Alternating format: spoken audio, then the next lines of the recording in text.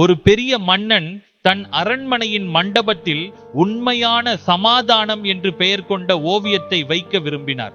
நாட்டின் சிறந்த ஓவியர்களை அழைத்து சமாதானம் என்றால் என்ன என்பதை உங்கள் ஓவியத்தில் வரைந்து காட்டுங்கள் என்றார். பலர் அழகான மலைகள், பசுமையான புல்வெளிகள், அமைதியாக ஓடும் ஆறுகள், சூரிய ஒளி போன்றவற்றை வரைந்து கொண்டு வந்தார்கள். அவை அனைத்தும் அழகாக இருந்தது. ஆனால் மன்னன் திருப்தி அடையவில்லை. இறுதியாக ஒரு ஓவியர் தன் படைப்பை கொண்டு வந்தார். அந்த ஓவியத்தில் கடும் கருமேகங்கள், மின்னல்கள், இடிமுழக்கம், புயலால் அலைமோதும் கடல் ஆகியவை வரையப்பட்டிருந்தது. அதை பார்த்தவுடன் எல்லோரும் குழம்பினார்கள். இது சமாதானமா?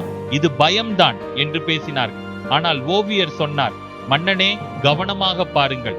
அந்த புயலின் நடுவே ஒரு பாறையின் குகைக்குள் சிறிய பறவை ஒன்று தன் கூடில் அமைதியாக அமர்ந்து தன் குஞ்சுகளுக்கு உணவளிக்கிறதாய் இருந்தது. மன்னன் மகிழ்ச்சி அடைந்து சொன்னார், இதுவே உண்மையான சமாதானம். வெளியில் புயல் இருந்தாலும் உள்ளத்தில் தேவனை நம்பிக்கையோடு அமர்ந்து இருப்பதே உண்மையான அமைதி.